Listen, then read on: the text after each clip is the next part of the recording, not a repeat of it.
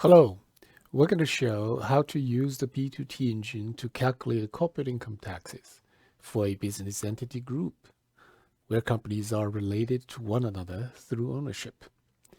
Basically, we will do the tax consolidation for the entity group. That is, the financial consolidation of income tax expenses, as if the entities in the group are part of a single business entity. There are many factors to be considered, such as foreign currency translation, ownership percentages, investors outside basis differences, elimination entries, and so on. The B2T engine handles all that automatically. A user only needs to describe the business in the input file to the engine. In comparison to the tax calculation for an individual entity, when calculating for a group, the user additionally needs to describe the entity structure, such as which company owns which other company by how much.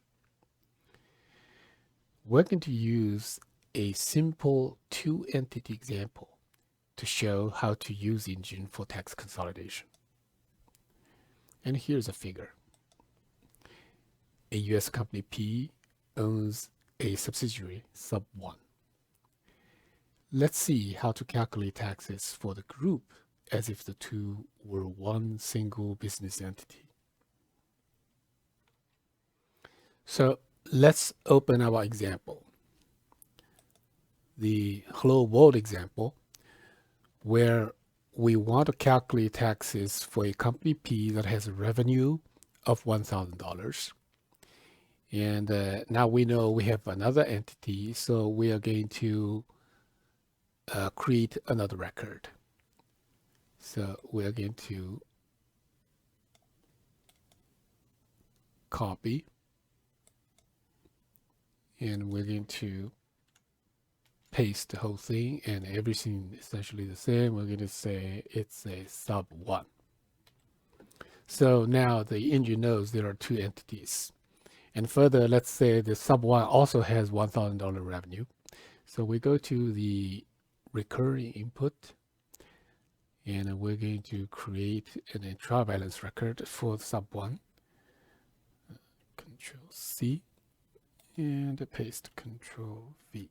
All right. And it's not for P, so it is sub 1. All right. So we're going to save it. And we're going to submit it. And appears engine is starting code, so it may take some time to warm up. So it's down. So let's open the output file.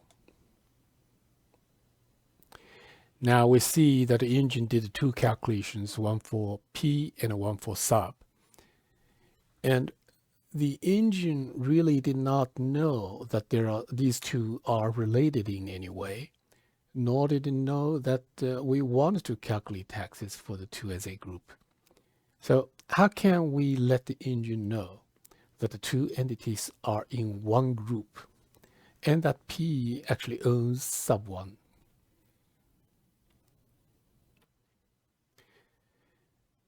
We need to go back to the input file to give the engine more information. So we close this output file, throw it away, and here's our input file. Now, in the setup input, we need to further tell the engine that there is an entity group. So we entered a new record, which is an entity group record. We basically tell the engine there is the entity group. We call it P group. And it has a lead entity, which is P, which is our parent. And the group is constructed through the ownership.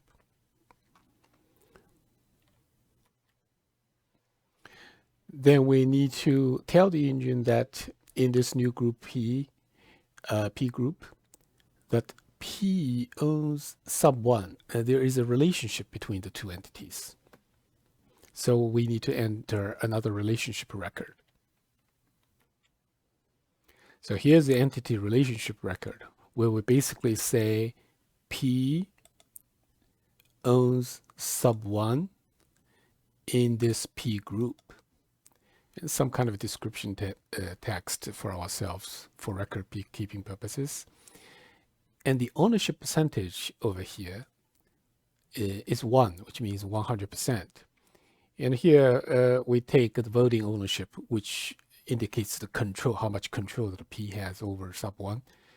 Normally, the situation would be the same, so it's also 100%. So now the engine knows that there's an entity group where P owns sub 100%. We also need to tell the engine that the entity group has an obligation to calculate the total tax for the entity group, because otherwise the engine would just stop after finishing tax calculation for individual entities. We need to tell it that there is a need to consolidate the taxes for the group. So we will add a group obligation record to indicate that there is such a need. So here's a record that we indicate that there is an obligation for the entity group P group, and the obligation is to do a financial accounting type, and it follows the accounting standard US GAAP. So this basically says the P group has a tax obligation. Further, for the specific accounting period, we need to let the engine know that for this period, please do the tax consolidation for that P group. So we need to add a group provision record in the recurring sheet, since the group calculation is just for that period. So we go to the recurring input.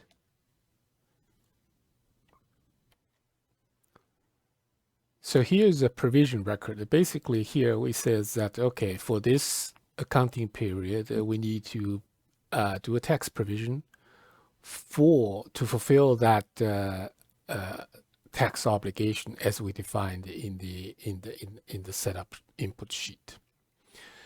So now the engine not only knows about the entity group, it also knows that we want to continue the tax consolidation for the whole group after individual taxes are calculated.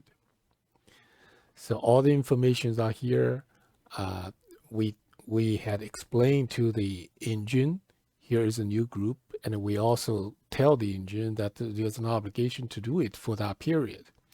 So we're ready to submit. We save it, and we're going to submit it again.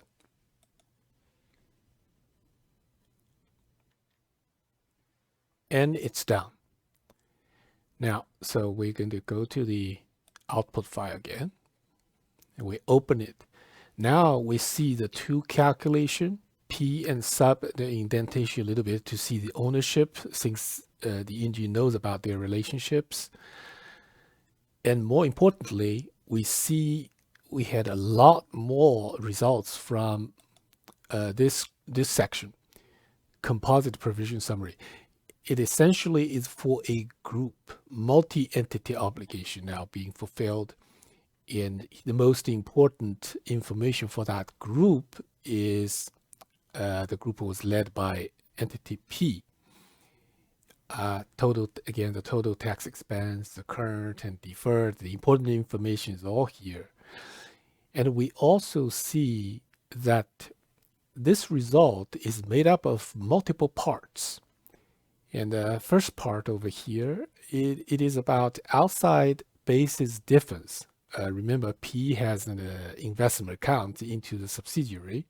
So the outside basis difference had a tax impact. It is being calculated over here.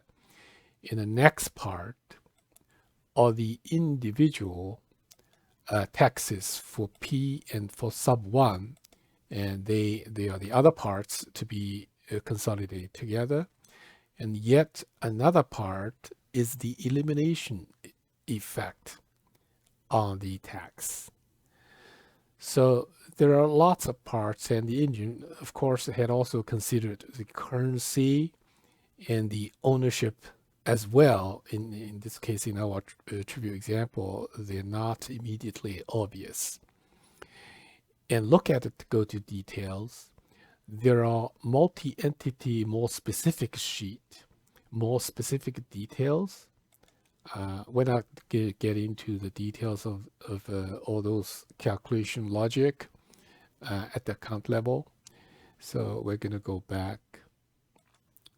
For our interview, we're not going to get into that level details for today. So to summarize, in order to tell the B2T engine to do tax consolidation after calculation for individual entities, we need to do two things. First, we need to define the entity group, including the ownership relationships.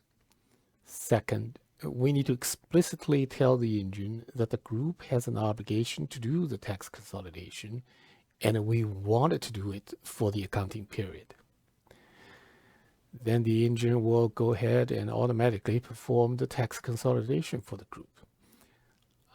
That's it. Thanks for watching.